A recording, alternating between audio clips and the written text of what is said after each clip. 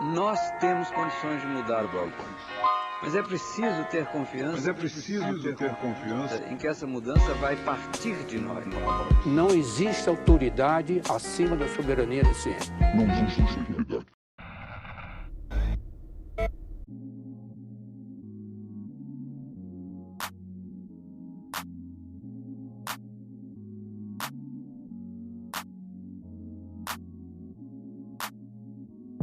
Bem-vindos a mais um episódio no Nós da Nutrição, o seu podcast sobre nutrição na vida contemporânea.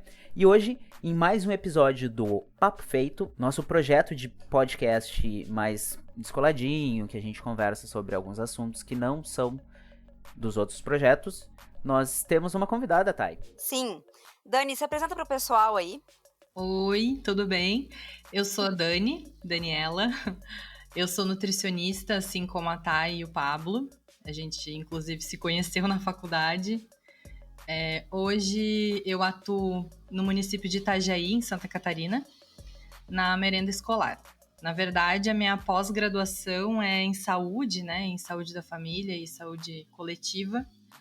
Mas, no momento, estou aí descobrindo novos rumos na educação. A Dani, ela foi nossa colega também na nutrição da URGS. Então hoje o nosso time ele é composto de basicamente 3 pessoas da nutrição da URGS. Os gaúchos. O que é uma coisa bem saudosista pra nós, né? Porque a gente viveu por 5 anos da nossa vida. Até mais. 4, 5 anos da nossa vida. E hoje estamos aqui nos reencontrando de novo para discutir alguns assuntos que a gente tem em pauta hoje. Assuntos esses que são um pouco latentes, um pouco sensíveis, mas eu queria começar falando uma coisa. Para quebrar um pouco o gelo, eu tenho que comentar uma coisa para vocês. Eu comprei minhocas. Essa é a melhor forma de começar uma discussão. Eu comprei minhocas. Então, exatamente. Hoje estava eu... Composteira. Menina, essa guria é tudo, hein? Composteira, exatamente. Hoje estava eu... Também, se não fosse pra isso, eu ia ficar um pouco foi a primeira preocupada. coisa que eu pensei também. Mas, sei lá, minhocário, quer se divertir, não sei. Mas... Em minha defesa, existem minhocas para pesca. Olha. Não apenas para É um compostagem. conhecimento que eu não tenho, assim. Então... Exatamente, eu descobri hoje também pesquisando, porque quando tu entra no YouTube ou qualquer outra coisa, tipo um blog, um site, é um universo completamente construído na internet para compostagem, né? E daí hoje tava eu e Patrícia aqui em casa, assim, Patrícia, vamos lá comprar as minhocas. Fui no OLX, aquela coisa toda, procurei site aqui, aqueles negócios, procurei um monte de lugar, guria, minhoca é caro. Minhoca... mas tem uma coisa, né? Não tem um negócio de que a minhoca da composteira não é uma específica? Tipo, minhoca californiana, um negócio assim? Tem um tipo, é que assim, tem um tipo, pelo que eu entendi, rola uma parada que é a seguinte, essa californiana que vocês falaram, que é um gênero específico da minhoca que eles aconselham, ela parece que tem os processos metabólicos mais rápidos e acelera mais a compostagem. Mas, por exemplo, tem a tal tem um outro gênero que é a africana, que eles recomendam para pescagem. Ela é grandona e tal. E deve ter a nacional, com certeza deve ter a nacional, a nossa tupiniquinha aqui do Rio Grande do Sul, mais que tu pega no mato ali. Só que eu moro num apartamento, né? Eu sou um guri de apartamento, nem terra tem direito aqui. Eu tenho que pegar o reboco da parede para botar nas plantas. Então é uma coisa muito louca, assim. Daí a gente pegou as minhocas, daí eu falei com a mulher, moça, quanto é que tá a minhoca? Foi assim, ó, uma coisa muito inusitada na minha vida. Quanto é que tá a minhoca? Eu nunca pensei que eu ia comprar minhoca. Daí eu trouxe e a gente começou o processo de compostagem. Então é bem bacana, assim, a gente tá bem animado, porque a gente já vinha separando o lixo com a ideia de utilizar uma composteira, né? Sim. Então a gente já tinha ali na geladeira uma porcentagem X de lixo orgânico pra composteira. E daí esse final de semana a gente conseguiu pegar a composteira em si. E faltava só essa etapa, porque a gente achava que tinha que botar tipo terra, botar umas paradas, mas não, é só o lixo orgânico mesmo. Ele vira um humus muito massa, sabe? Como é que é a tua composteira? Agora a gente vai entrar nesse assunto, gostei. Como é que é essa tua composteira? Tipo, ela é aqueles baldes ou são aquelas coisas maiores com separações e tal? Com setores? Então, aí já é uma questão que a gente pode discutir bastante, sabe? Eu sei que tem projetos, tipo, o total do it yourself de compostagem. Sim. Que tu consegue fazer do zero, assim, tipo, reciclando várias coisas. Só que a nossa, ela é comprada e ela é tipo aquelas, como se fosse uma caixa aquelas caixas de branca de carregar coisa, Sim. de frigorífico, Sei. sabe? Aham. Ela é dessas caixas quadradas, assim, retangulares. 3 caixas, a de baixo tem uma torneirinha que tu abre Ah, pra então é tirar igual a o minha. chorume. Ah, preta? Aham. Não sei se é da É, mesma, é. não sei se é da mesma marca, mas. E também, assim, eu não ia entrar em detalhes, porque não sou eu que faço o processo de compostagem aqui de casa. Quem comprou foi a minha mãe e quem manuseia é a minha mãe, né? Não posso entrar em detalhes porque eu não sou especialista. Mas são essas 3 caixas, daí tem a torneirinha, ela põe serragem também Isso, É, brother, pode crer. A gente ia isso. comprar até. Na verdade, que serragem tu não compra. Tu vai numa serraria e eles te dão, Também, sabe? Mas tu aham. pode comprar também. Porque tem lugares que vendem, porque tem uso animal, uso de pets, né, etc. Só que a gente acabou não comprando porque a mulher que vendeu, ela meio que vendeu com uma graminha, um matinho seco e a gente tá usando isso ainda. A mulher que vendeu as minhocas, no caso. Ah, sim.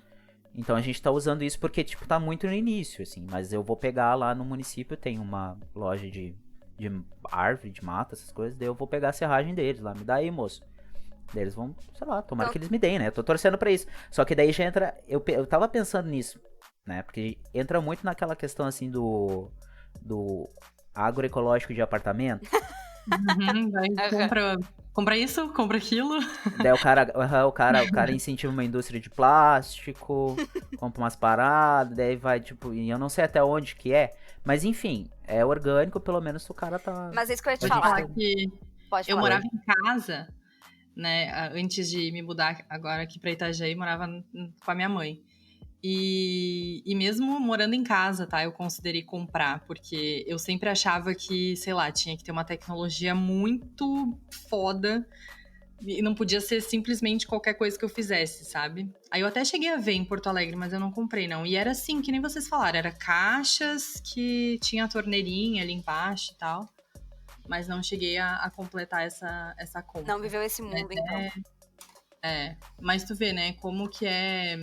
Assim, tipo, na minha cabeça era uma coisa muito específica, assim, muito, né? Tinha que ter algum conhecimento, sei lá. Sim, pra transformar aquilo, né? Na verdade, quem faz o trabalho são as minhocas. A Tipo, gente só alimenta. tu só tem que separar tudo direitinho, né? Os resíduos e tal. Como a gente perde, né, essa coisa com a terra, com a natureza. Eu sei que tem um processo de tu trocar as caixas de lugar em alguns momentos, não sei direito tudo, então não vou comentar sobre. Mas eu ia comentar com o Pablo, de que ele chegou agora no momento, no grupo de pessoas que mesmo sendo de apartamento, vão gerar pouquíssimo o lixo orgânico. É impressionante, assim, porque no momento que tu consegue separar tanta coisa que vai pra composteira, não é tudo que pode ir, né? Mas muita coisa vai. Sim. Cara, tu não gera quase nada de lixo orgânico. E aí aqui em casa a gente é vegetariano, né, por cima, então nem carne vai pro lixo, então quase nada vai pro lixo mesmo, tipo, restos de comida que não podem ir pras minhocas, coisas muito ácidas e tal. Então o nosso lixo orgânico, ele virou um saquinho minúsculo embaixo da pia, sabe? Porque não precisa mais do que isso, assim, é muito, muito prático. Então tu vê alguma diferença, mesmo sendo de apartamento, tu vê uma diferença, assim, né? E eu sempre fico pensando assim, porque há alguns anos atrás rolou, quando eu ainda usava a rede social, Facebook, etc., rolou uma discussão de mais ou menos dentro da esfera do que o indivíduo faz para combater, assim, para evitar algumas questões como desperdício ou combater, sei lá, um abuso ecológico, né? Eu não tô sabendo explicar Sim, mas direito, como mas que a que seria pessoa, mais ou né, se menos assim. responsabiliza? Qual o impacto do Aham. indivíduo na esfera ecológica, assim, tipo, o que tu consegue fazer, etc. Daí meio que rolou uma discussão, assim, que pra mim foi bem válida, que a gente às vezes fica se culpando muito, de, putz, tô gastando X litro de água, tô fazendo tal coisa, mas daí vai a indústria, sei lá, um setor específico da indústria que gasta horrores, um setor específico de plantação de algumas cultivares ou de criação de gado que gasta mais X horrores e Y horrores, né? Que não chega nem ao consumo de água de uma pessoa na vida inteira. Sim, Mas eu sempre volto pra mim e eu penso, não, mas eu ainda tenho a minha responsabilidade enquanto indivíduo que passa 24 horas por dia num planeta, eu sempre, né? eu sempre me deparo com essas perguntas, porque eu falo um pouco sobre sustentabilidade, o que eu sei sobre sustentabilidade no meu Instagram pessoal, assim, profissional, né, de Nutri. E aí, algumas pessoas comentam lá, tipo, mas o que isso vai fazer diferença, né? É claro que as indústrias e as grandes empresas fazem muito mais estragos, né, pro meio ambiente, mas é que nós somos 7 bilhões de pessoas no mundo, né? Eu sempre falo isso, nós somos 7 bilhões de pessoas no mundo. Se todos as 7 bilhões de pessoas resolverem que, mas aí minha degradação ambiental é tão pequena, mas são 7 bilhões de pessoas no mundo. Então, assim, vai se eu ser bem posso... pior, né? Se eu tenho privilégio, eu tenho conhecimento, eu tenho possibilidade, vou pesquisar e vou fazer o que dá, né? Porque é a minha parte. Eu não tenho uma grande empresa. Se eu tivesse uma grande empresa, talvez eu conseguisse levar isso pra minha grande empresa. Mas enquanto eu não sou CEO de uma grande empresa, eu vou fazer o que eu posso fazer na minha casa, né? Eu acho que isso é uma coisa a se pensar também. E assim, o que for possível, porque a gente não pode gerar disso um problema e um estresse pra vida, né? Porque é muito complicado sair disso, assim. Porque também qual é o interesse, assim, né, da empresa de mudar a forma como eles, né, estão gerando lixo, assim. Tu vê que às vezes não tem ideia nenhuma de fazer isso, né? Então, ou tem que ter um incentivo, né? Isso é outra coisa que eu falo também. Então, tipo assim, a gente fica se culpando tanto, mas a gente tá ali comprando, né? Às vezes porque não tem opção. Eu vejo por água, gente. Agora aqui a gente teve uma crise com a água, porque quebrou uma adutora da onde tem a captação da água, entrou água do mar. Então a água estava chegando salgada nas torneiras. Nossa. Aí em Itajaí? Isso. E aí a gente, enfim, né? Primeira semana ali a gente teve que comprar água, depois a prefeitura conseguiu, né? Colocar pontos de distribuição e tal, mas, né? Tu vai comprar água, tu só tem o plástico, né? E é uma riqueza natural. Então, sabe, a gente também se culpa, mas também tem esse outro lado de que as indústrias não estão nem aí, né? Isso é uma coisa também que eu comento, assim, porque eu falo também de empreendedorismo na minha rede, né? Então é meio até contraditório. Só que eu acho que meio que justamente, assim, as empresas, como tu comentou, o que vai fazer as empresas mudarem os seus processos? Alguma coisa relacionada a impostos, pode ser, né? Alguma cobrança maior. E também cobrança de clientes, né? Os clientes começarem a literalmente encher o saco das empresas. Então... E quem são os clientes? Sim. Somos nós, né? Então, quanto mais a gente se conscientiza e mais a gente enche o saco, mais eles vão começar a mudar para agradar o cliente. Não necessariamente para salvar o ambiente, mas pelo menos... Mas vão se adequar, né? Ou pensar nisso, pelo menos. Exato. Tipo, o motivo não vai ser o mais interessante pra gente, mas vai ter algum resultado, né? Porque eles estão preocupados em agradar os clientes. Então é um ciclo, né? Uma coisa que tá ligada com a outra, assim. Que bacana que tu falou isso, Thay, porque isso fez eu lembrar de algumas coisas, assim. Na minha opinião, tipo, essa questão ela tem que ser paralela com outras questões mais macropolíticas. Quando eu digo isso, a gente tem que pensar que, por exemplo, tem setores da população que lutam por questões agroecológicas, né? A gente tem próprio movimentos de via campesina, movimentos sem terra, os movimentos de ribeirinhos, etc, etc, que são movimentos que são especificamente agroecológicos e dependem da agroecologia ou do meio ambiente, estritamente falando, para conseguir sobreviver. Então, eles por si só já são grandes marcos sociais de grande impacto na questão ecológica. Exato. Só que, por outro lado, tu fazer tuas coisas não impede de daqui a pouco tu te organizar ou procurar outras pessoas que estão se organizando para batalhar por isso. E daí me vem em mente um grupo organizado que tá fazendo bastante impacto com grandes marcas hoje em dia, que é o Sleep Giants Brasil. Na verdade, existe o Sleep Giants, né?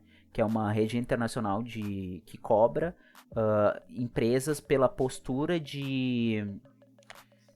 Como é que eu posso explicar de uma maneira simples? O Sleep Giants é como se fosse um fiscal de que determinadas pessoas que utilizam de fake news e utilizam de mentiras nas redes sociais, elas não tenham propaganda, não tenham monetização por propaganda. Então, Legal. o que o Sleep Giants faz? Vamos dar um exemplo do Brasil, tá? Só pra Sleep Giants de gigantes adormecidos, ou Isso, assim, né? isso. Mas se procurar, tem que procurar por Sleep Giants mesmo, tá? Tu vai encontrar achei só aqui, dessa inclusive. forma. Eles Isso. se apresentam, ó, que o Pablo estava querendo dizer, eles se apresentam como uma luta coletiva de cidadãos contra o financiamento do discurso de ódio e da fake news. É perfeita a descrição deles, porque conseguiu resumir uma coisa que eu não consegui em quase um minuto. Então, o que acontece? Daqui a pouco tu consegue te organizar, as pessoas conseguem se organizar para fazer um Sleep Giants relacionado a questões alimentares ou relacionado a questões ecológicas. Porque tu falou, o que vai fazer as empresas mudarem?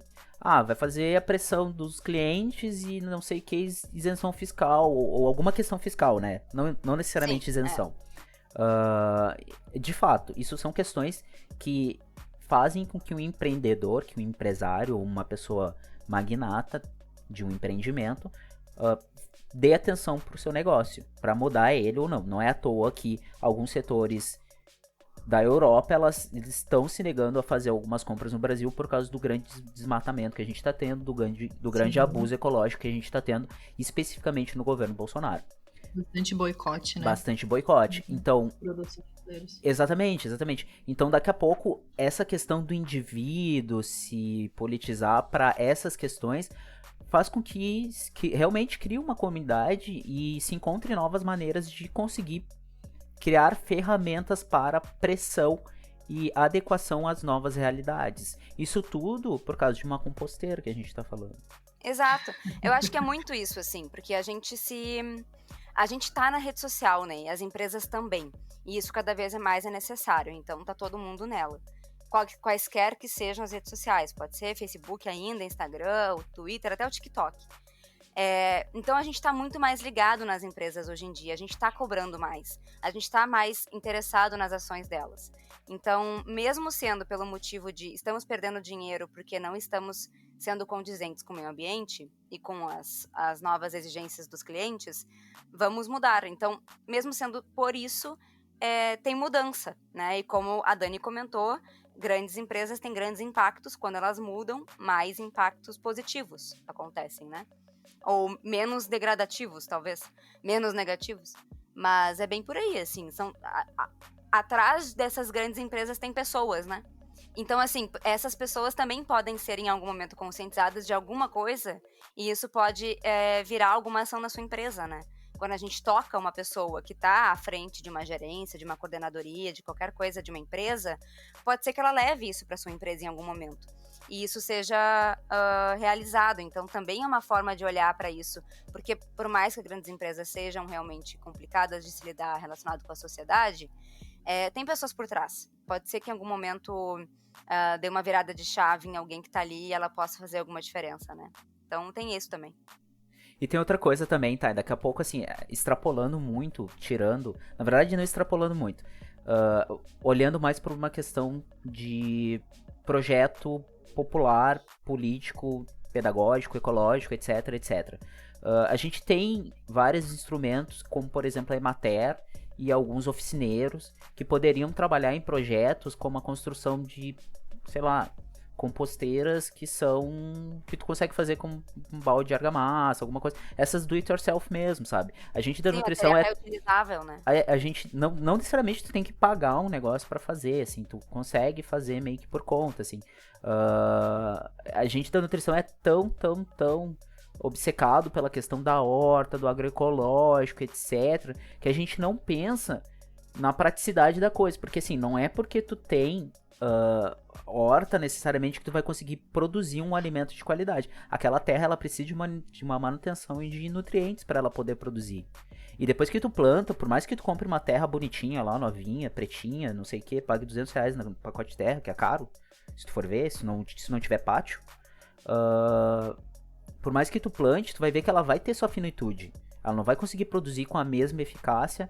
E daí entra outras questões. Pode usar os adubos minerais que tem lá, que que a indústria produz, que tu compra, que tu consegue comprar no mercado, ou ali, ou tu pode utilizar esses recursos que são cicláveis, né? Que é essa questão da composteira. Então daqui a pouco poderia existir um projeto popular para, sei lá, difundir esse tipo de tecnologia que já é das pessoas. A Sim. composteira é só um objeto que foi inventado para as pessoas conseguirem fazer a compostagem dentro de um ambiente controlado. Mas as pessoas que produzem agroecologicamente, muito antes elas já tinham suas composteiras nos seus cantos dos quintais, sabe? Que não é Ou em nada algum tecnológico, canto. né? Não é nada Não é tecnológico. nada Por exemplo, plástico. pega o esterco do gado, faz com não sei o que mistura com a erva do chimarrão, daí tu bota ali entre a planta, não sei o que. Só que tudo dentro do conhecimento popular. Então isso daí seria uma forma de trazer um conhecimento mais antigo. Não digo nem antigo, porque isso é atual. As pessoas utilizam isso ainda no meio rural. De certa forma, até certo modo. Até certo ponto, assim. Quando é para produção em larga escala, o pessoal usa bastante o adubo industrializado. E daí os produtos lá que são os venenos, tudo. Aqui em Florianópolis, eu não sei se vocês têm conhecimento, mas tem um projeto chamado Revolução dos Baldinhos. Ele foi proposto por um vereador do PSOL. E porque assim, a comunidade ali, ela tinha muita dificuldade com o lixo. Então, né, tinha infestação de rato na rua, enfim, né, a preocupação com as doenças e tal. E aí, né, um pessoal que era voluntário começou a fazer esse projeto. Então, como é que ele funcionou? Ele começou, acho que foi 6 famílias, e hoje eu acho que tem mais de 200 famílias. Eu não vou saber dizer, assim, a quantidade, né? Mas o que eu quis dizer, assim, começou pequeno e se tornou uma coisa do bairro todo, assim. Esses voluntários, eles começaram a ensinar para as pessoas, né, como é que se separava o lixo, começando do básico, né, orgânico, do seco, enfim, do reciclável, e começou a disponibilizar baldinhos para as pessoas colocarem matéria orgânica, né? Que o objetivo era justamente fazer uma composteira comunitária, onde então todo mundo, né, pudesse fazer ali a sua doação, e em troca de tu dar o baldinho, né, com a matéria orgânica que tu colheu ali durante a semana, juntou durante a semana, você recebia uma horta, uma muda em troca, né? Então, ou só a própria terra, né? Depende do que tu tinha em casa, enfim. Mas foi um movimento popular, assim, muito interessante, né? Disso que o Pablo falou, de que é um conhecimento, né, popular, é um saber popular, isso. E resolveu o problema do lixo que tinha nas ruas desse bairro. Muito legal. Então, eu tava olhando aqui para complementar. Se vocês quiserem pesquisar. Eu tava olhando para complementar que foi criado em 2008 e na comunidade Chico Mendes de Florianópolis, com o apoio do Centro de Estudos e Promoção da Agricultura de Grupo de Florianópolis, CEPAGRO. Isso. Muito legal. Aí depois eles foram atrás, né? Porque daí nessa composteira tinha voluntários, né? Então eles queriam que isso gerasse renda. Então eles foram atrás de editais, né? Para programas sociais, para ter um valor ali para essas pessoas que se voluntariaram e que trabalham nessa composteira hoje. Mas é bem legal. Eles foram premiados num concurso internacional da World Future Council, WFC, que escolheu as 15 melhores práticas de promoção da agroecologia no sul. No sul global, então, no sul do mundo. No hemisfério sul, no caso. Que eles falaram no sul global, achei interessante o jeito de falar. Mas na parte sul do globo. Então, eles ganharam esse concurso também entre as 15 melhores práticas de promoção da agroecologia. Muito legal. É bacana isso daí, porque assim, a gente deixou de ser nômade, coletor, pra ficar sentado num lugar. Então a gente. É verdade, sabe? Jogando Among Us. Jogando Among Us. Milênios de anos atrás a gente parou assim, ó, vamos parar de correr atrás de comida, vamos ficar aqui parado porque esse sol tá quente. Daí, Pior ainda, né? a Vamos gente- fazer alguém entregar na nossa porta uma comida pronta, quentinha e... E daí tem questões terapêuticas relacionadas a isso, sabe, gurias? Tipo aquela questão do cuidado, daí, tu vai, vou ter que produzir, daí tu faz, mexe. Isso dentro de um contexto de pessoas que conseguem dar atenção, que tem tempo pra dar atenção, né? É isso que eu ia falar, né? O privilégio de tu ter o privilégio tempo, de de tu- botar a mão e- na terra e plantar, e adubar, e compostagem. E Exatamente. ter um espaço pra enfiar uma composteira em casa, porque nem sempre tem. Exatamente. Vou te dizer que a minha aqui, meu apartamento não é pequeno, mas ela fica num lugar, assim, muito esquisito da casa. Porque ela é grande, sabe? É um apartamento ainda, assim. Então, não é tão prático quanto poderia ser, mas igual é um baita privilégio poder ter dentro de casa uma composteira comprada. E aí tu bota as minhoquinhas compradas, específicas para, né, fazer todo o processo e tal. Mas é um momento muito agradável para quem faz, com certeza, assim. E aí tu gera tanto adubo. Aqui em casa nós somos 3 pessoas, então não é um lixo, né, enorme. Mas tu gera tanto adubo para as tuas plantas e, sei lá, para os vasinhos que tu tiver em casa, que tu vai distribuindo adubo. É muito interessante. Porque aí tu vai descobrindo a vizinha, o tio, o primo, que quer um adubo, que é um chorume ali, aí tu distribui chorume. É uma relação que a gente tá resgatando aos poucos com a composteira, então é bem interessante. Em Porto Alegre tem também a Horta da Minhoca, não sei se ainda existe, mas era ali no centro, perto acho que da Fernando Machado, que também era uma horta, uma composteira também que é comunitária e as pessoas podem ir lá buscar, porque justamente produz bastante, né? Então, isso é doado, assim. E lá na Lomba do Pinheiro, acho que eles tinham um projeto também, não vou lembrar o nome, mas ali no centro acho que é a Horta da Minhoca, o nome.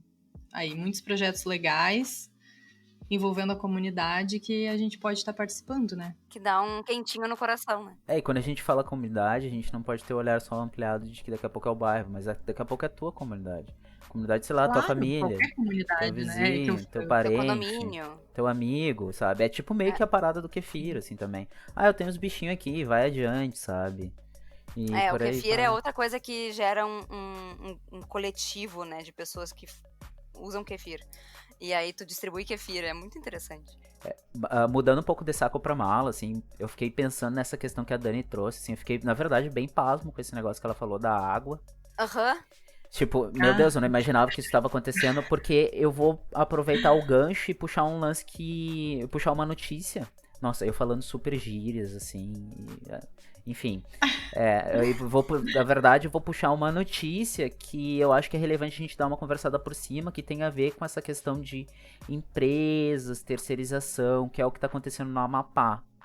Assim, é relevante a gente falar, com certeza, porque vou dar um contexto histórico do que aconteceu na minha vida pra gente falar do porquê que é tão relevante. Há uns 2 anos atrás, no Rio Grande do Sul, teve uma grande tempestade de granizo que em algumas regiões foi avassaladora. E, em específico, na região onde trabalho, eu tava lá e acabou a eletricidade. Consequentemente, acabou a água, acabou tudo. Por 3 dias. Assim, no primeiro dia, tranquilo, sossegado. Ainda tinha água na caixa d'água. Deu pra fazer isso aqui, assim, sem luz, paciência. A gente foi pro trabalho, voltou. No segundo dia, já era caos total. Calamidade pública. Então, o que aconteceu? As pessoas começaram a surtar, assim, comprar um monte de garrafão de água, um monte de coisa. As pessoas começaram realmente a procurar o poder público pra tomar medidas. Só que era uma coisa de fácil resolução dentro do contexto. Só que agora eu vou puxar pro que rolou no Amapá. No Amapá, deu um grande apagão. Eles estão mais ou menos de 13 a 16 municípios do estado do Amapá. Eles estão sem energia elétrica desde terça-feira, dia 3. O que rolou? Aconteceu um incêndio numa subestação do estado lá. Mais de 90% do estado ficou sem energia direito. Só um parênteses. Pra data de hoje, já completaram 7 dias sem energia. Né? Pra data da gravação desse episódio, já tem 7 dias sem energia. Exatamente. Só que, pensa bem, é sem energia elétrica e muitas das regiões elas precisam de energia elétrica porque não existe água de uma maneira hidrográfica para abastecer a população, precisa de bombas, então não tem energia ainda para as bombas, então não tem água, não tem energia para manter a alimentação de uma maneira decente. Então olha só quantas coisas relacionadas à segurança alimentar e nutricional que as pessoas estão assim, no caos, fora toda a questão de segurança, fora toda a questão de infraestrutura, que tá extremamente caótico. Gente, 7 dias. Não, gente, é questão de saúde, né? Meu Deus, no meio de uma pandemia. Sim, além disso, né, tem a questão da pandemia. Isso que o Amapá, ele é banhado pelo Rio Amazonas, né? Exatamente. Então, assim, é uma, é uma situação bizarra. Sim, teve vídeo das pessoas indo tomar banho no rio, porque, enfim, né, gente? Imagina, 2 dias, acho que a gente já pira sem O que é Covid luz e perto água. disso, né? Nossa, total. Eu lembro que quando eu era pequeno, assim, piazito, volta e meia rolava de faltar luz. Enfim, cidade pequena, eu era do interior, então a minha avó sempre falava, ó, sem luz tudo bem, a gente acende uma vela, esquenta a comida, assim, fogão a lenha, essas coisas.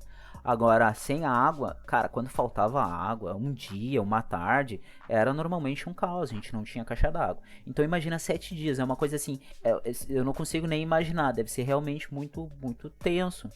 Porque pelo que tá previsto, meio que tá rolando um rodízio, eles já estão conseguindo dar uma amenizada, mas não tá a mesma coisa. Tem muita coisa das pessoas que queimaram, sabe? Rolou, sei lá, porque volta a luz, daí não vem numa fase estável, daí cai, daí volta de novo de vereda, daí quando vê, queimou a geladeira. Daí que adianta? Se tem geladeira, eu não consigo nem armazenar os alimentos direito. Daí daqui a pouco não tem nem como o mercado abrir para conseguir comprar comida. E enfim, a coisa vai virando uma bola de neve e o caos vai tomando conta. E daí isso fez eu pensar bastante nessas questões que a gente estava discutindo até há pouco tempo atrás, algumas semanas na verdade, que é a questão da terceirização. A gente teve um grande problema, na verdade, uma grande comoção da sociedade com relação à terceirização. Na verdade não era bem uma terceirização, assim, era na verdade um estímulo, como se fosse o futuro, assim, para a educação, um futuro assim na saúde, né? Então, daí teve uma grande comoção ali e não rolou. Só que no início de maio, eu não lembro direito assim qual foi o mês, teve a aprovação do marco legal para o saneamento e uma grande vitória para o pessoal do Planalto, que eles conseguiram aprovar a terceirização do saneamento básico, né? Então daí o cara já fica pensando, nossa, a energia elétrica que é terceirizada lá, deu esse caos. Óbvio, problemas podem acontecer. Sim, pode acontecer, só que quando acontece, as empresas elas não são tão competentes assim, não é o grande discurso da terceirização, que grandes empresas, elas são super competentes, conseguem fazer as coisas de uma maneira muito mais dinâmica e rápida e menos burocrática do que o sistema público, etc. Que é pago, exatamente. Então a gente consegue economizar, porque eu contrato rápido, demito rápido. É que as pessoas acham que o capital, ela gira em torno do bolso do povo, mas não é, né? Exatamente. Gira em torno do bolso de quem tá lucrando.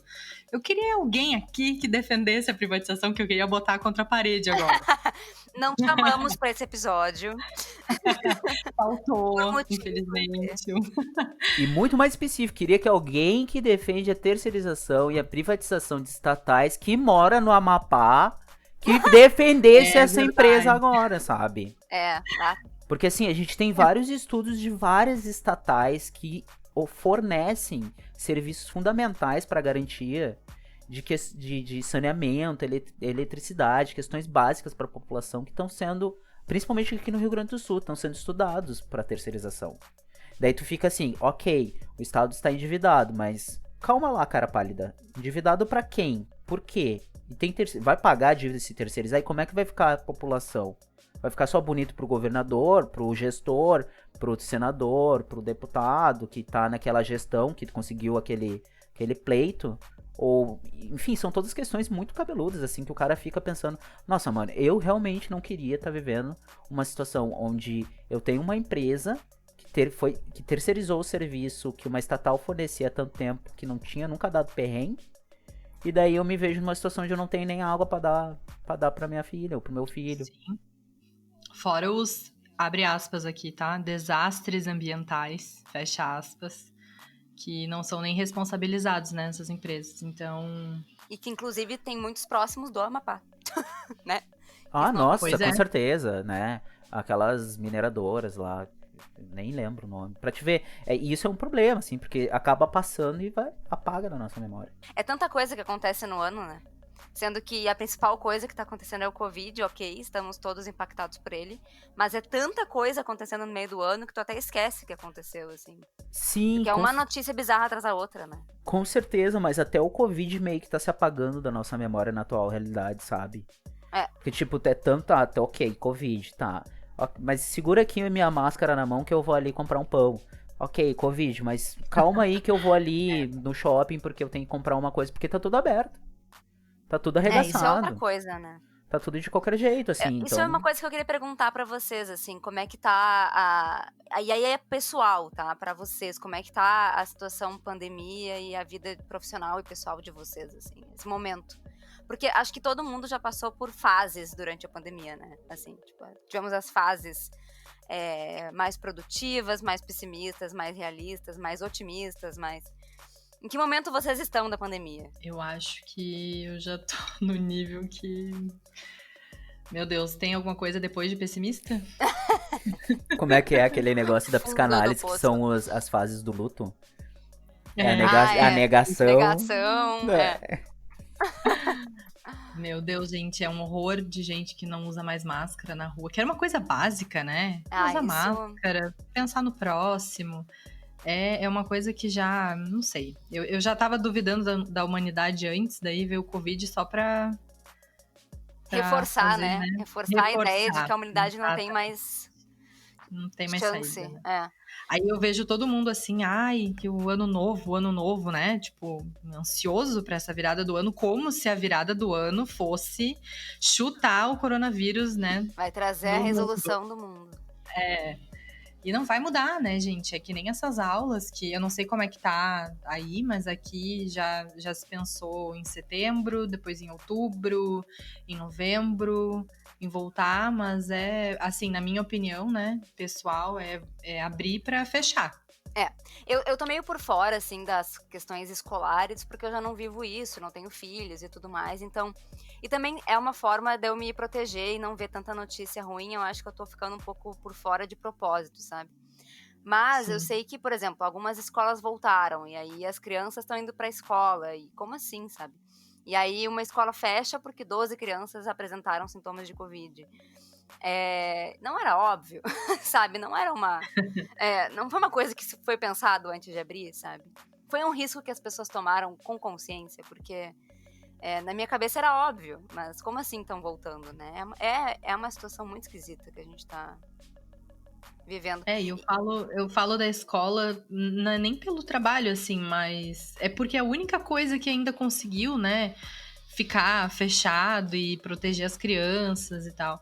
Então, nossa, é absurdo ouvir isso, assim, quem é que tá considerando isso, sabe? Eu tenho o privilégio de, no meu trabalho, poder trabalhar home office, porque eu sou autônoma, então, né, eu escolhi ficar em casa em segurança e eu posso fazer isso, que é um baita de um privilégio. Mas aí é estranho, porque na minha bolha das redes sociais, assim, as pessoas estão super mal com a questão da pandemia, da quarentena, presas em casa, ou tendo que ir trabalhar porque a sua empresa voltou e muito chateadas com isso. E ao mesmo tempo, aos fins de semana, e aos feriados principalmente, parece que isso passa, né? E aí essas mesmas pessoas botam fotos saindo por aí, aproveitando os lugares que abriram pra esquecer da pandemia. E aí eu não entendo, assim, porque além das pessoas estarem fazendo coisas que elas sabem que não estão corretas de acordo com os cuidados com o Covid, elas ainda postam nas redes sociais para outras pessoas ficarem sabendo, né? É muito engraçado essa relação que a gente tá tendo. É que, assim, a gente tem que entender que a rede social é muito maior que o Covid. Sabe? A vontade de conversar com as pessoas, de postar, exatamente. De postar, de me comunicar, de compartilhar, porque não é só aquela pessoa que tá fazendo isso. Ela não vai passar vexame porque ela tá vendo outras pessoas fazendo, então ela se sente segura pra fazer isso. Sim, sim. Eu, particularmente, eu tô numa situação, assim, que eu já estive a ponto de, eu não consegui dormir, de pensar, sei lá, meu parente vai falecer, porque minha irmã, assim, minha avó, tal. Mas eu tô atualmente numa fase que eu tô bem mais tranquilo, com a certeza de que tá rolando, já passou um tempo, muita coisa aconteceu.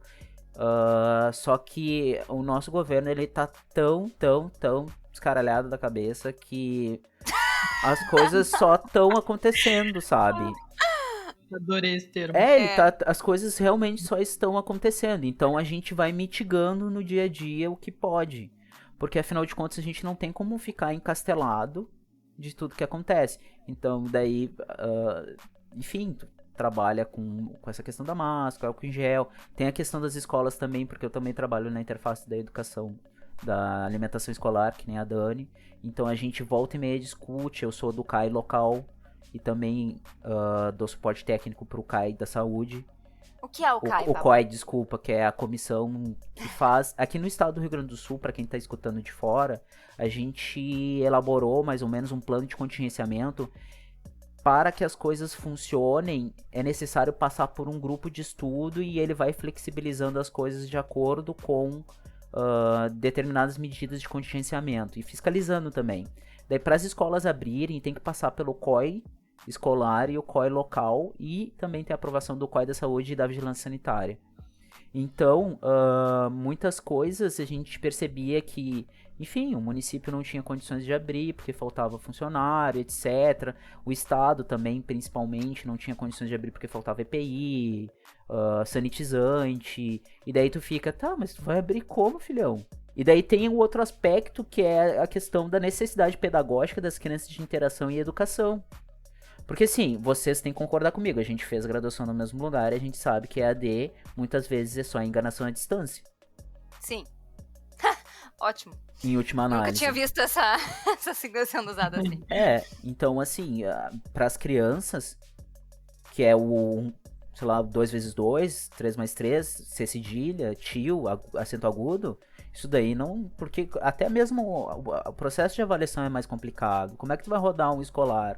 Sabe? Nossa, o processo de alfabetização das crianças nesse momento deve estar sendo uma coisa, né? Então, com certeza, a gente vai ter um grande déficit. Só que, por outro lado, tem a questão pandemia. Pessoas morrem, ponto.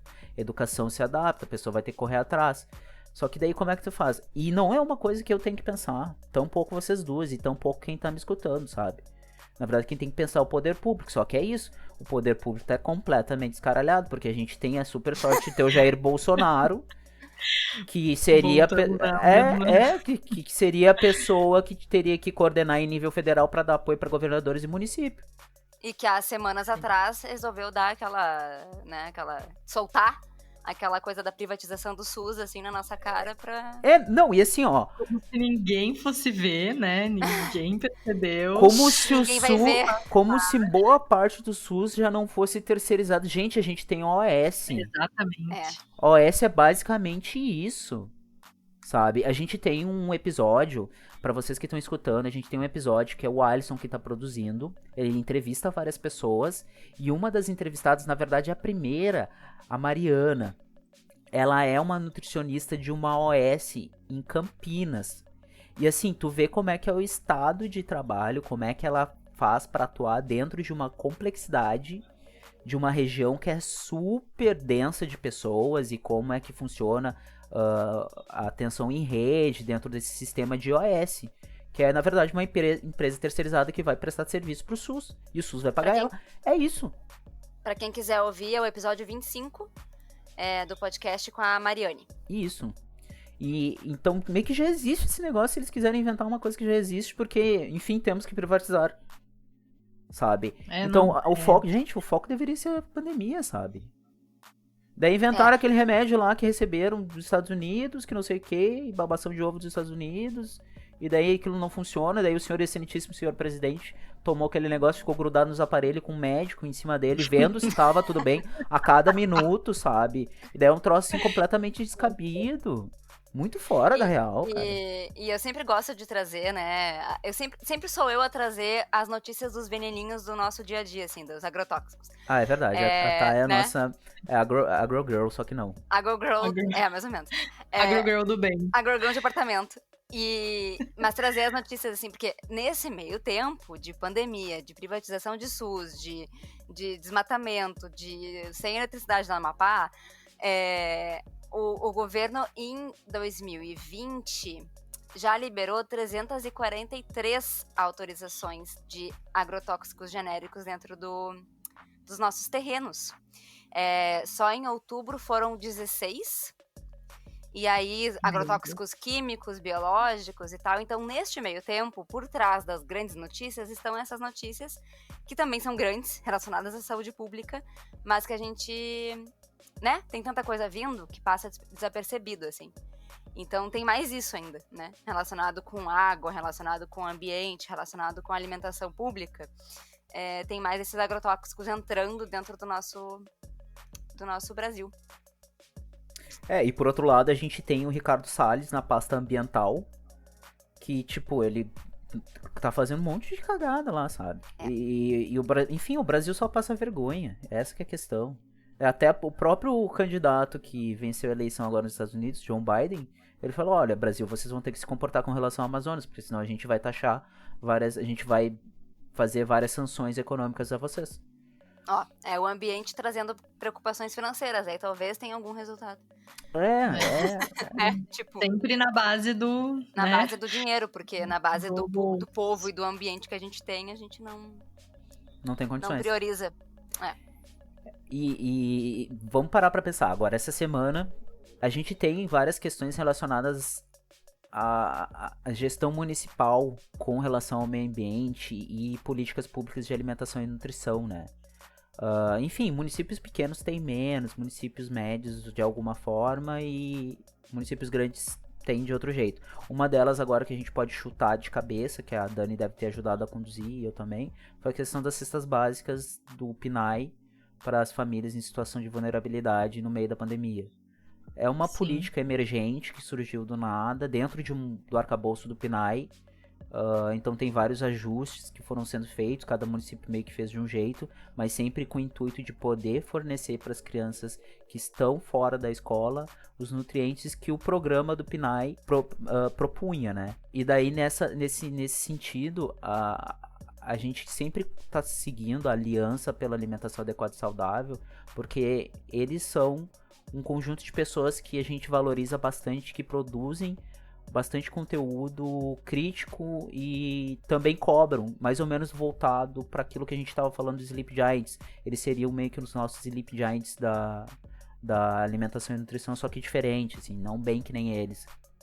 E daí a Aliança pela Alimentação Adequada e Saudável, eles produziram uma carta que, sei lá, se tu tá ouvindo, tu quer enviar isso pro teu candidato à prefeitura, pro teu vereador, ou quer mandar pro teu deputado que ainda tá em gestão, eles têm no site deles, vocês podem acessar lá em aliançasaudável.com. Tem bem no início, assim, candidato, o que tem no seu prato, é a chamada para que vocês possam ler, que é uma carta que eles elaboraram em coletivo, um grande coletivo, que traz 4 principais pautas sobre alimentação e nutrição, que daí tu pode mandar, assim, como quem não quer nada, pro teu candidato. O que tu vai fazer com relação aos próximos X anos de gestão, caso tu ganhe, com relação à alimentação e à nutrição, ou meio ambiente, porque a gente não pode esquecer que daí entra a questão do SUS, que o SUS não é só o postinho.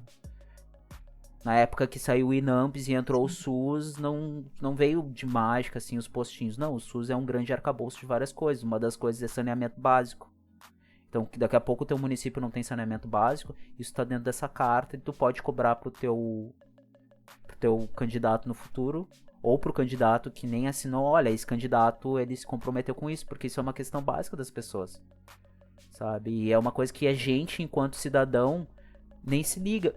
A cobrança dos candidatos, a cobrança dos gestores no tete-a-tete, na ligação, no e-mail, é uma coisa que faz com que eles mudem muitas vezes até o voto no plenário. Porque vai ficar feio, porque eles se sentem pressionados e a gente não pode esquecer que eles são pessoas, sabe? Eles são humanos. Se a gente tem medo de ser cobrado por uma coisa que às vezes a gente tá fazendo super certo, eles também se sentem, de certa forma. Então eu acho que isso é uma coisa bem bacana pra gente procurar agora, já que a gente tá bem em véspera de eleição agora e tem muito a dizer sobre tudo isso que a gente conversou hoje, sabe? Bem legal essa... Não sabia que o Aliança também tava... De repente, acho que foi até eles que começaram, porque a gente aqui viu um do Conceia estadual, né, perguntando aos candidatos do executivo o que eles, né, tinham de propostas para a área de segurança alimentar, principalmente. Porque e isso que tu falou da água, né, que tu deu o exemplo do Amapá, é muito interessante porque nos planos, né, de segurança alimentar e nutricional, porque a gente bota lá um monte de educação nutricional e, claro, né, que é importante e tal, mas a gente se atém muito a isso, mas, por exemplo, garantir uma água de qualidade, né, garantir que as pessoas tenham saneamento, isso pode entrar como uma segurança alimentar e nutricional, porque elas precisam disso para ter um alimento, né, seguro, para ter acesso ao alimento. Então, bem, bem interessante. Com certeza, tem que entrar, sabe? Porque... Mas é uma coisa assim que às vezes passa batido, porque algumas pessoas em algumas localidades, elas têm água de poço, daí o esgoto é aquele tipo fossa... fossa... É um tipo de fossa, sabe? Bem arcaico. Fossa séptica. Não, acho que nem é séptica. Tem uma outra fossa que é mais... que é mais tensa ainda, que acaba caindo em lençol freático, daí polui de qualquer jeito, sabe? E dependendo da gestão é muito fácil, porque olha só a grana que tu vai ter que deixar de investir em determinadas coisas pra abrir cano, fazer buraco, colocar isso, aquilo, tratar, porque tem tratamento, sabe?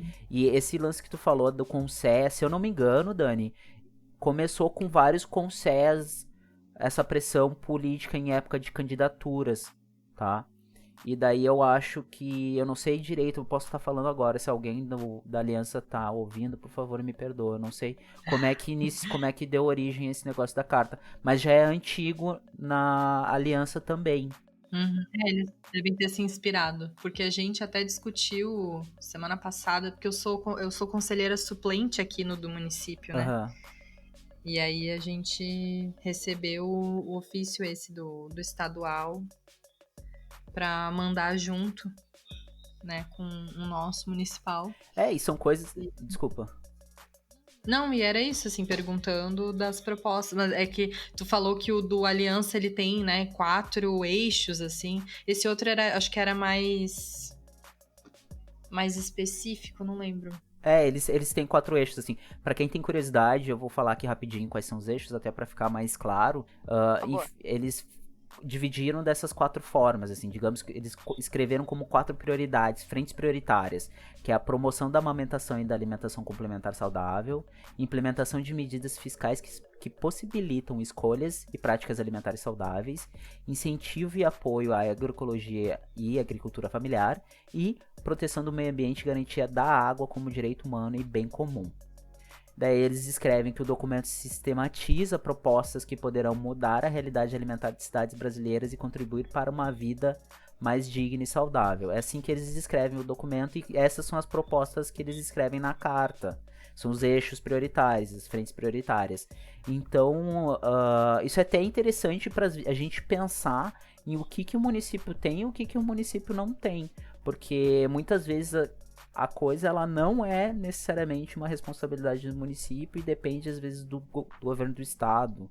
Ou a gente pode daqui a pouco estar fiscalizando de uma forma que o município está investindo um dinheiro que era, sei lá, para o saneamento básico e colocando no asfalto do bairro X e YZ, ou seja, desvio de verba pública.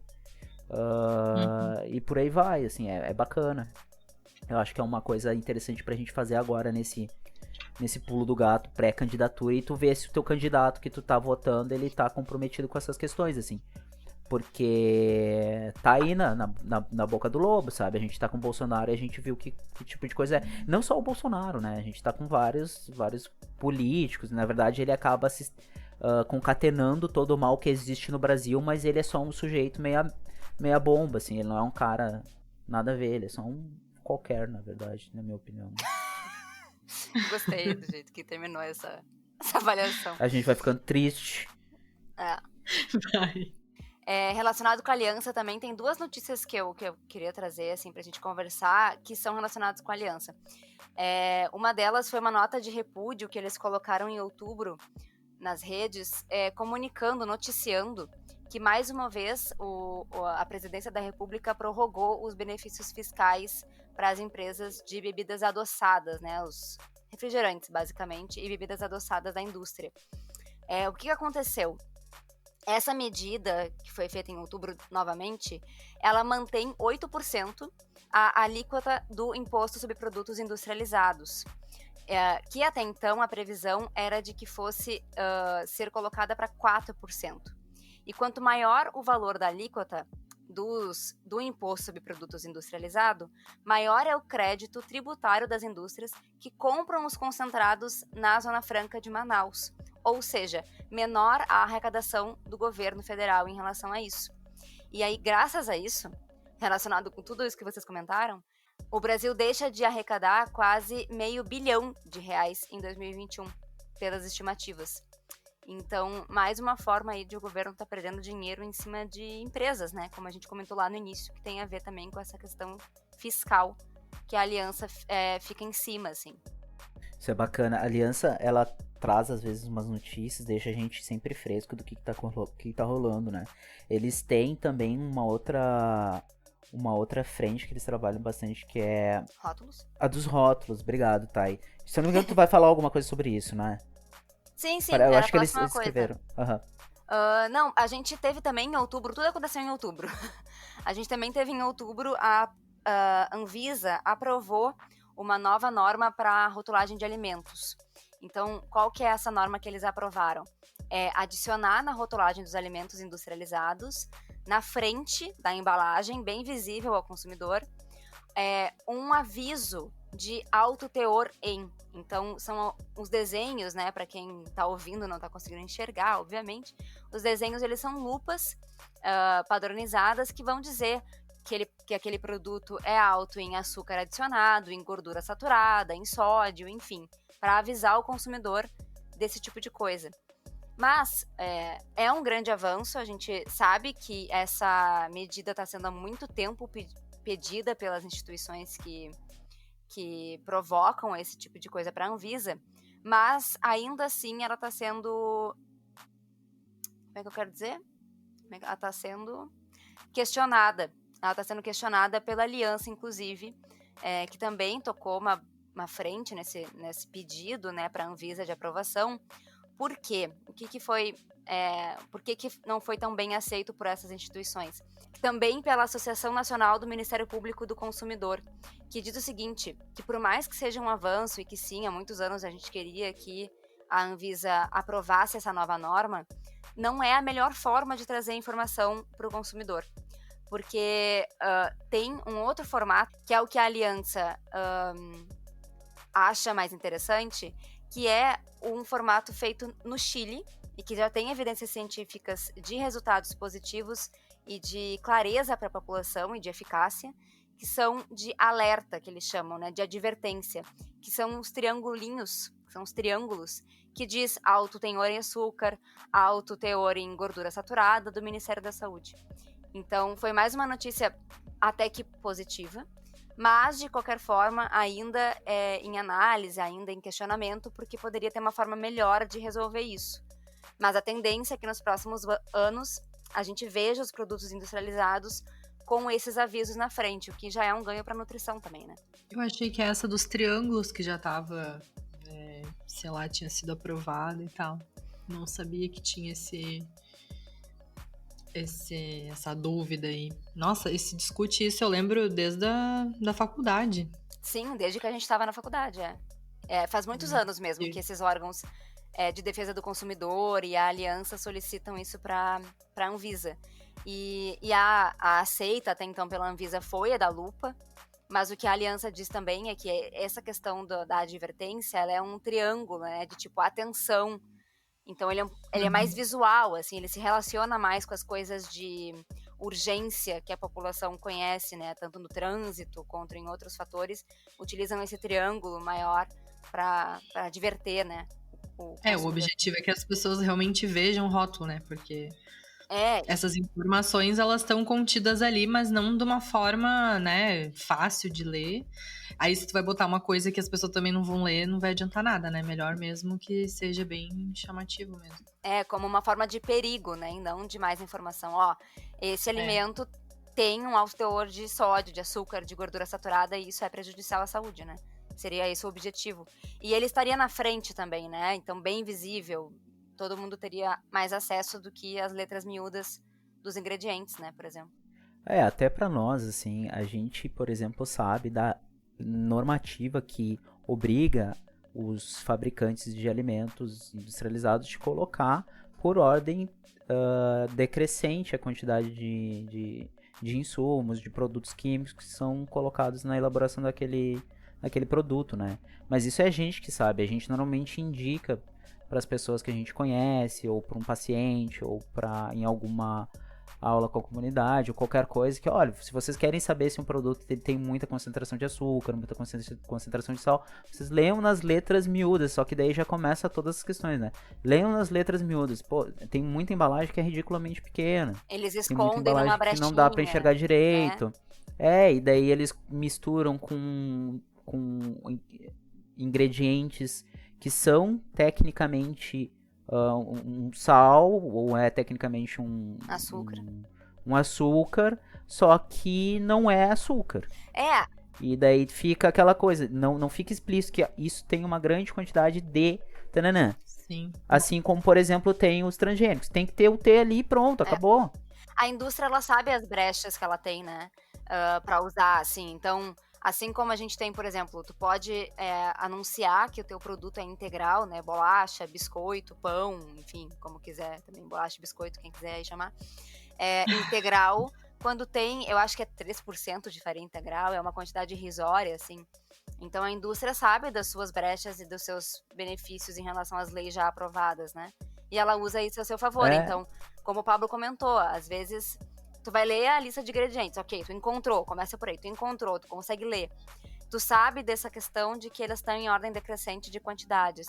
E aí o açúcar tá em diversas formas colocado ali. É a glicose, o açúcar invertido, nem sei mais todas as possibilidades de...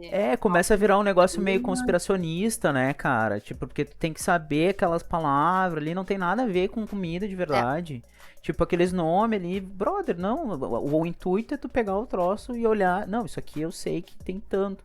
Óbvio que pra nós é muito mais simples, porque nós três somos nutricionistas. Quem tá ouvindo talvez não tenha muito conhecimento, e se tem, melhor ainda.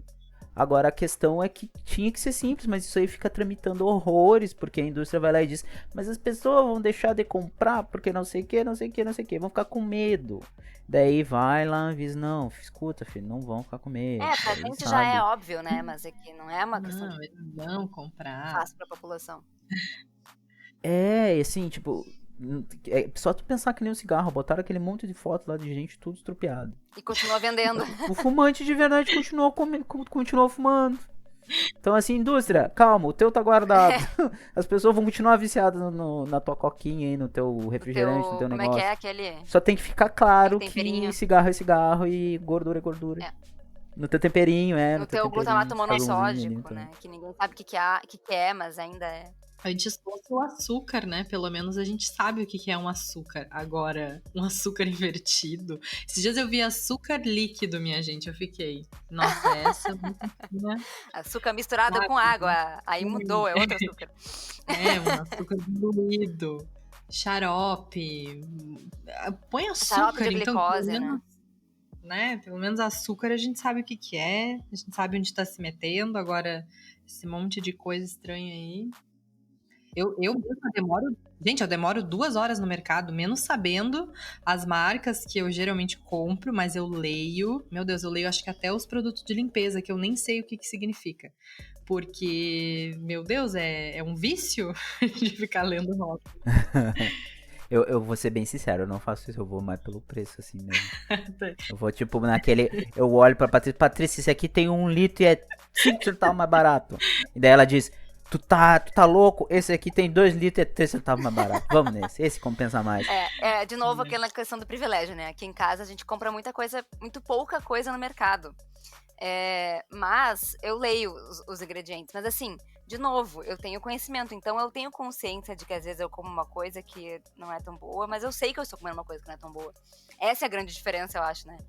Tipo, eu tenho consciência do que eu tô fazendo e estou, mesmo assim, fazendo essa decisão. O problema é que a população não tem esse conhecimento para ter essa decisão consciente, né? E que bom que tem o Estado ainda, de certa forma, funcional para conseguir mediar isso com a indústria e a coisa não descarrilhar de vez, sabe? Porque o Estado tá aí para garantir que a população realmente tenha acesso à informação minimamente. por enquanto, De qualquer sabe? forma, sendo lupa ou sendo triângulo, isso vai demorar muito, né? Eles também dão para as indústrias um prazo grande para elas se adequarem a isso, porque qual que é o caminho possível disso, né? As empresas vão ter que colocar lá um negócio gigantesco escrito alto em açúcar adicionado, sódio e gordura. Aí algumas pessoas vão realmente não comprar, ok, né? Então, o que eles vão poder fazer nesse meio tempo? Mudar os seus produtos, né? Mudar os ingredientes e o processo de produção para tentar tirar um desses coisinhas. Vamos diminuir aqui o alto em sódio porque a gente vai substituir por outra coisa que a gente vai descobrir que dá certo e que o gosto fica parecido. Então, eles dão, né? Acho que uns 2 anos para as indústrias pensarem sobre isso e se adequarem. Depois disso vai ter multa e tudo mais. Então, vamos acompanhar. Tá, e tu tava falando em alto em açúcar aí e tal, daí eu fiquei lembrando de uma coisa que eu tô fazendo. Eu e a Patrícia, a gente comprou uma geleia esses dias, muito boa, excelente, nossa, boa, ai, coisa boa, vamos fazer. Eu disse, Patrícia, dá pra fazer, vamos. Daí a gente pegou os ingredientes, olhamos algumas receitas no YouTube, santo YouTube, Google. Obrigado pela invenção dessa plataforma que escraviza as pessoas de várias maneiras, mas é útil, de certa forma também. E fizemos, tá? E ficou assim, ó, meia boca. Sabe? A primeira vez sempre fica meia boca, né, as receitas. Parte. E daí a gente foi, vamos olhar outras referências. Daí nós encontramos uma santa mocinha lá, uma senhorinha, que é tipo uma Emater da vida, que não é uma Emater. Eu vou ver depois, eu boto na descrição pra quem quiser ver e fazer Temos também. Uma indicação já. É uma empresa, temos uma indicação. É uma empresa que ajuda, faz para as comunidades, assim, ela ensina a fazer compotas, geleias. A Emater faz bastante isso, assim, aqui no Rio Grande do Sul. Pelo menos lá no município fazia durante algum tempo, no município que eu atuo. E daí a gente seguiu aquela receita especificamente e, gente do céu, o que a gente fez é geleia de pimenta. Ficou assim, ó, aí ficou top. Divino. E daí, a gente não contente em fazer, a gente teve que fazer 3 medidas, porque a gente precisa de bastante, né? Porque a gente queria dar de presente pros parentes, aquela coisa, né? Alegrar a pandemia da galera. Fizemos as 3 medidas. Gente, a gente tá com um pote de 1 quilo de geleia de pimenta. Vão comer geleia até na carne, no sorvete, no feijão. Casa, não tem problema. Não, senhora, vamos comer, sim. Não tô dizendo que é demais, tô dizendo que a gente tem bastante. Droga. Não estraga, né? Então vai ter... Guri, até o fim da pandemia. Até o fim. Gurias, é tão bom. E é barbadinho de fazer. Tô dizendo pra vocês, olha. Pega uma panela grande, junta as coisas lá, faz os negocinhos bragandã. Ó, que fica delicinha. Ó, o Pablo vai botar o link do vídeo que ele assistiu no nosso site pro pessoal ter a receita lá. Que aí todo mundo pode fazer geleia. Eu me aventurei mais na cozinha, mas eu não cheguei no nível da geleia, assim. Mas a gente teve que inventar coisa na pandemia, né? Pra cozinhar, porque pelo menos aqui em casa, todo mundo fazendo todas as refeições aqui em casa, a gente começou a cansar dos mesmos gostos. Aqui em casa, quem cozinha bastante é o William, meu companheiro. E também na pandemia ele se aventurou aí, fez quiches, empadão, pastel assado. E como a gente é só 2, as coisas duram assim, ou a gente tem que, né, eu levo pro trabalho, porque senão... Eu virei especialista aqui em casa em fazer shakshuka. Não sei se todo mundo que tá ouvindo conhece. É um nome engraçado pra gente que é brasileiro. Mas é uma receita que tem vários formatos de fazer, que vem de vários lugares. A receita que eu vi dizia ser israelense. E, nossa, é maravilhoso. E é super simples e é muito bom. Que é basicamente... Mas o que é shakshuka? Porque tu fala, eu penso, sei lá, num pão mole. Não. Pão shakshuka. É um pão mole. Não. Basicamente, eu posso estar falando besteira, desculpa ao povo que fez a shakshuka, mas assim, basicamente é um molhão de tomate que tu faz bota temperos, né, loucos, e aí tu coloca ovos pra cozinhar dentro do molho de tomate. Cozinhar, ele fica parecendo um ovo frito, porque ele se abre, né? Ele se espalha dentro do molho, mas ele cozinha dentro do molho de tomate. E aí tu serve na própria frigideira. E aí come com pão, come com arroz, come puro, como tu quiser. Gente, é muito bom. Ó, delícia, diz o Google, vamos confiar no Google, talvez, né? Que a shakshuka é uma espécie de ratatouille, prato da culinária do Oriente Médio. Tem um outro prato parecido com o mesmo nome, que é da Argélia, que aí é composto por pedaços de pão achatados com guisado de carne e grão de bico, é outra coisa. Essa minha receita é esse molhão de tomate com ovos batidos dentro, é muito bom. E aí sempre tem aqui em casa. Para os vegetarianos que comem ovo, eu indico. E também pode queijo, a gente põe queijo aqui em casa, então não é vegano, mas é vegetariano, então eu indico, pessoal. Ó, pra quem tá ouvindo e tá curioso pra saber qual é a receita que a gente seguiu aqui em casa pra fazer a geleia de pimenta, se procurar assim no Google, geleia de maçã com pimenta, é um vídeo de um canal chamado Epagri Vídeos, é aí de Santa Catarina, Dani. Epagri, aham. Epagri, obrigado pela pronúncia, eu falei como tá escrito, assim. E daí, assim, é super prático, sabe? É juntar as coisas na bacia, assim, botar no fogo, papum, dar o ponto, meter no potão de vidro e sair comendo. É só dor de barriga depois, de tanta geleia de pimenta. Uma loucura. Acho que a Epagre é que nem Matera aí, só que é daqui de Santa Catarina. Eu tenho a impressão, eu fiquei com esse sentimento pelo que ela tava falando, assim, porque tinha meio que uma comunidade de mulheres no vídeo, sabe? E, cara, isso é total Matera aqui, né? Isso, pesquisa em agroecologia, em agricultura. Mudando de saco pra mala, mudando de assunto, durante a pandemia também, nesse ano, a gente teve uma outra notícia de que foi aprovada a lei de doação de alimentos. E que muda muita coisa, mas a gente queria trazer pincelar esse assunto, só para dizer que nós queremos fazer um episódio especial sobre isso aqui no Nós da Nutrição. Então a gente não passou por cima, a gente não esqueceu, a gente quer ainda produzir um episódio mais focado nisso para conversar com quem tá por trás dessa notícia e que tá avaliando isso com mais critério. Isso é bem bacana, porque sempre é uma coisa assim questionável, né?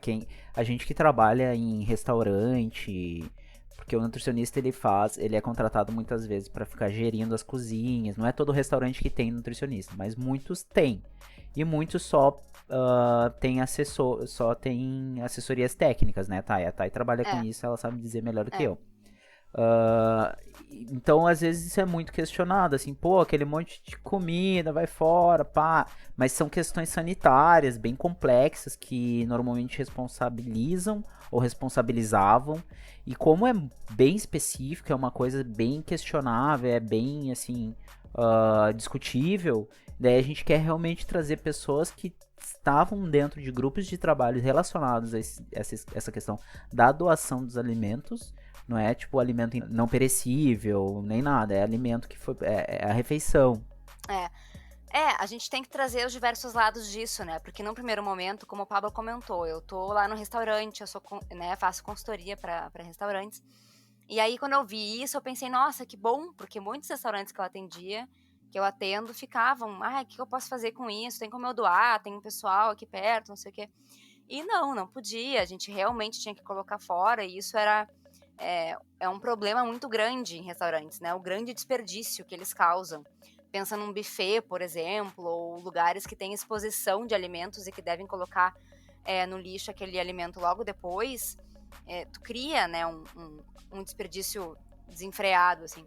Então tu pensa que é uma solução muito legal. Então, para meu lado, parecia muito interessante. Mas tem muitas coisas a ver em relação a isso, por isso que a gente quer trazer mais especialistas para conversar sobre esse assunto. E só deixar bem nítido, assim, pra quem tá ouvindo, é que não é todo alimento que tá sendo proposto pra esse tipo de situação. A gente tem uma grande distinção entre restos e sobras. Isso é básico dentro das questões de restaurante, alimentação e nutrição. Que o resto é aquela comida que foi servida, a pessoa comeu. Manuseou, enfim, tocou. Exatamente, foi no prato dela ou foi pro buffet. E aquilo, infelizmente, acredita que se vai fora. Então, e a sobra, ao contrário, foi preparado, estava apto a ser servido, porém não foi manipulado para ser servido. Esse excedente se chama de sobra, muitas vezes é utilizado em outras preparações para ser aproveitado. E às vezes, dentro do e às vezes não, restaurante. né? Então às vezes não dá, porque a qualidade se perde de um dia para o outro. Alguns alimentos a gente salva, outros a qualidade do alimento não é a mesma. E aí tu não quer servir pro teu cliente, mas é um alimento que está seguro, que está bom, que está com qualidade suficiente para ser consumido, né? Então, enfim, é uma coisa a se discutir melhor, assim. A gente quer trazer isso pra quem tá ouvindo aí. Nós vamos tentar, né, Pablo? Vamos nos esmeirar para fazer essa discussão. E, como eu gosto sempre de dizer, o Nós da Nutrição é um projeto independente. A gente produz os episódios, a gente convida as pessoas, a gente faz tudo muito por conta, é a gente que sustenta o projeto, eu e a Thay. E muitas coisas a gente consegue produzir e outras a gente não consegue. Hoje a gente convidou a Dani porque a gente confia bastante no trabalho dela e ela é uma pessoa que a gente gosta bastante de ouvir a opinião dela. A gente tá agora se direcionando mais pro fim do episódio, que é o momento das indicações. A minha indicação, quero deixar bem claro que eu já falei, que é a geleia de pimenta, tá, gurias? Mas vocês, por favor, deem a indicação de vocês. Composteira. Ah, é verdade. Na verdade, a melhor indicação desse episódio é, por favor, pessoas, sejam responsáveis e votem direito. Ah, essa é a melhor indicação. Primeiro, votem, se possível. Segundo, quando forem votar, máscara, álcool em gel, pelo amor de Deus. E aí, terceiro, votem direito. Pesquisem muito bem antes de votar. Então, antes de terminar nosso momento casca de nós aí de indicação, eu acabei falando na Shakshuka, mas eu queria também falar de alguma coisa que eu tenha visto recentemente. E o que eu assisti recentemente foi o Dilema das Redes, que tem no Netflix. Muita gente deve ter ouvido falar já, né? Foi muito comentado nas redes, justamente. É onde eu vi sendo comentado. O Dilema das Redes, ele é uma produção que fala sobre as redes da nossa vida, assim. E então tem tudo a ver com o que a gente já comentou, essa relação que a gente tem de maior contato com empresas, com o governo, com anúncios, com esse marketing, e que também tem a ver com marketing de alimentos, essas marketing de dietas e fake news e tudo mais que chega na gente. Então é uma produção bem interessante de ver e tem no Netflix, para a maioria do pessoal aí que assina pode assistir. É muito bom mesmo. Nessa vibe tem o Privacidade Hackeada, não sei se vocês já viram. Não. Ele é de 2019, do ano passado, e eu não sei por que ele não teve o mesmo alcance que o Dilema teve, né? Talvez seja também por causa da quarentena, o pessoal tava em casa, né? Enfim. Mas o Privacidade Hackeada, ele foca um pouco mais nas eleições dos Estados Unidos, né? Nas últimas, não na que teve agora, que elegeu o Trump. E ele fala um pouco sobre um pouco não, né? Ele fala só sobre isso, assim. Mas como que foi feita toda a questão de fake news e... Enfim, né? Aquela coisa de Facebook usar dados, toda aquela polêmica. Sim, como que isso se relacionou com a eleição, né? Direcionamento de votos, isso, né? De como eles traçarem os perfis, né? Usando dados das pessoas nas redes sociais, levou a, enfim, toda uma polêmica. É bem interessante também. Eu sei que você... Dani, tu já deu indicação? Eu ia indicar também a Rita Lobo, que vocês falaram de receita. Mas aí também quis indicar, já que a Thay falou, né, do Dilema, eu lembrei desse Privacidade, porque ele não é tão conhecido, assim. E ele vai na mesma vibe, assim, do Dilema, só que ele é mais específico, né, pra isso, assim. Mas enfim, eram essas as minhas indicações. Bacana. Esses tempos eu vi no Twitter, porque a única rede social que eu estou é Twitter. Então, tô lá, se quiserem falar comigo, estou lá. Beijo. Eu vi que a Rita não é nutricionista. Não. Eu fiquei assim, cara, me caiu os buteados do bolso, fiquei... Gente, como é que essa mulher, ela fala sobre guia alimentar para a população brasileira, ela tem todo um diálogo que muitos nutricionistas falam, ela é completamente um diálogo que a gente utiliza. Eu não sei se ela é perfeita, eu acho que ela é legal, tá? Ela é perfeita. E daí ela eu descobri. Com o grupo de nutricionistas lá de São Paulo, no PENS, da USP. Ah, que Faz bacana. toda a curadoria, tipo, eu tenho um livro dela e tem toda a curadoria é delas, assim, e essas são nutricionistas, né? Então, por isso que ela tem, né, bastante...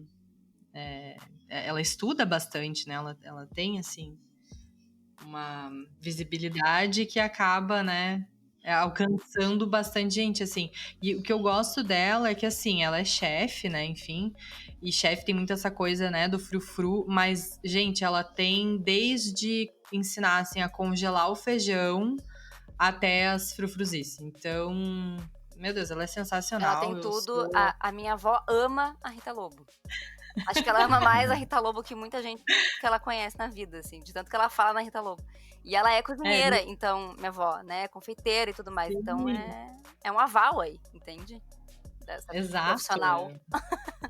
Não é qualquer chefe, assim, que, né, uma cozinheira, consegue aceitar, porque realmente eles são, né, meio arrogantes e tal, é só olhar aquele Masterchef. Mas, enfim, eu acho ela super humilde, assim, super... Enfim, ela faz live, acho que quase todos os dias no YouTube, no canal dela.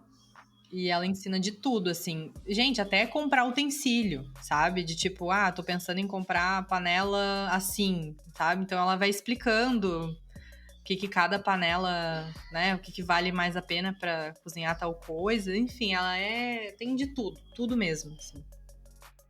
Que bacana. Eu sigo ela no Twitter. No Twitter eu não sigo. Eu acho que eu só tô no canal do YouTube dela. E daí, como eu não uso aquela interface de indicação de vídeos, eu sempre vou nas inscrições pra ver se tem vídeo novo. Dos canais que eu sigo. Então, volta e meia tem um vídeo. E curiosamente, ontem teve uma receita que eu e a Patrícia nós vimos. Que a gente ficou assim, a gente tem que fazer, sabe? Ela é uma pessoa assim que de todas de hoje em dia, ela é uma das que eu curto, assim, que ela fala, até certo ponto, assim, vai indo. Mas eu disse que eu não ia indicar mais nada porque eu já tinha indicado. Só que daí vocês começaram a falar de seriadinho, esses negócios, canalzinho de YouTube, blá blá blá. E eu lembrei, cara, de uma coisa que se eu não indicasse, eu ia ficar depois que a gente terminar esse episódio, eu ia ficar pensando, Pablo, por que tu não indicou? Que é um documentário que se chama História da Alimentação, que tem na Amazon Prime Video. Ele é um documentário que traz toda a produção de conteúdo do Câmara Cascudo. É um documentário belíssimo que fala sobre a história da alimentação brasileira. É assim, são 13 episódios com uns 30 minutos, daí cada episódio ele fala de um aspecto da alimentação. Daí tem um episódio que é sobre banana, tem um episódio que é sobre pescados, tem um que fala sobre milho, sobre farinha de milho. Pra vocês terem noção, esse documentário ele é baseado num livro do Câmara Cascudo que se chama História da Alimentação no Brasil. Tá? É um livro gigantesco, assim, 900 páginas. E o Cascudo ele viajou o Brasil de 43 até 62 e foi fazendo essa questão meio etnográfica, visitando povos, quilombolas, aldeias indígenas, feiras, etc., registrando como é a alimentação em todo o país. Nossa. Desde aspectos da colonização portuguesa até aspectos próprios dos nossos povos nativos. Então, assim, é um documentário incrível. É o documentário que eu e a minha companheira, que é a Patrícia, a gente para relaxar, porque é muito gostoso e tu fica com vontade de comer, que é uma loucura. Imagino, né? É uma loucura, da alimentação, é isso? Tu encontra a História da Alimentação, Amazon Prime Video, tá? Eu não sei se tem em outros lugares, eu sei que está lá, porque esses negócios de seriado, filmes, eles são cíclicos, Sim, né? Neste momento, em novembro de 2020, tá na Amazon Prime Video. Talvez em outro momento ele seja vendido separado, ou, enfim, vocês podem procurar no YouTube, alguma coisa assim que talvez vocês encontrem. Mas tem um site específico que é historiadalimentação.com.br. E ali ele fala do livro e também fala do seriado. Tem até um trailerzinho que é bem bacana, ele dá mais ou menos um aspecto. É bacana de ver, assim, porque tu fica, que legal esse negócio, sabe? Daí tem um que é pão de queijo, gente. Ele fala de pão de queijo. Nossa, uma delícia, pão de queijo é muito- sabe? É porque achar tudo esses de bom. documentários sobre alimentação específico do Brasil, né, nessas plataformas maiores, assim, é mais difícil. Sim, com certeza. E sim, ó, não é tipo um documentário único que nem tem o Muito além do peso. Muito Além do Peso, isso. São 13 episódios de 30 minutos, Uhum. gente. É uma É temporada um inteira, baita né? documentário. Exatamente, é um baita documentário, porque ele aborda todo o livro e daí tem vários entrevistados, tem chefes, tem um monte de coisa bem, bem bacana, sabe? E é um documentário que vai nos lugares específicos pra fazer só umas tomadas de uns takes, então é uma baita produção, sabe? Tu nota assim, pô, os caras foram até em Pindamonhangaba do Sul, no Mato Grosso, pra filmar como aquela velhinha fazia aquela receita. Sim, eles foram Muito bom. e filmaram. É bem bacana. Só pra complementar o que o Pablo comentou agora que às vezes as coisas saem, o Dilema das Redes é produção Netflix, então eu acho que não vai sair da Netflix. Não precisa correr, pode vir em outro momento. Esse da Prime realmente pode sair em algum momento, né? Então é bom aproveitar É isso enquanto aí. ele tá. E eu confirmei agora de que ele está, então dá pra olhar já, quem tiver. Então, pra finalizar, né, vocês... Dani, tem alguma rede social pra dizer pro povo, pra eles te seguirem? Eu tenho o meu Instagram profissional, né? @Nutristocker, STOCHER, no Instagram e tem no Facebook também. Apesar de que o Facebook, coitado, tá esquecido, né? Mas tem. Pois é. O Facebook tá passando pela orcotização, né? Ele tá tipo. Tá quase morrendo, ele tá no fim da vida tá dele, bem coitado. específico ainda quem usa, assim, os nichos que ainda usam o Facebook. Ele tem usos específicos que ainda não foi substituído, né? Pra eventos, agora na pandemia não, eventos assim, mas os grupos e tal, mas ele tá desaparecendo aos pouquinhos. Igual o Nós da Nutrição tá no Facebook, tá no Insta, tá no Twitter, tá no LinkedIn e tá no nosso site também. Então vocês nos encontram como Nós da Nutrição por todas as redes sociais, nós com Z. E o nosso site é nosdanutrição.com.br. Ou pelo e-mail contato@nosdanutrição.com.br. A gente agradece quem ouviu até o final e ficamos aqui. Tchau, tchau. Muito obrigada, Dani. Beijos. Eu que agradeço pelo convite. Muito obrigada. Beijo. Beijo. Tchau. Tchau, tchau.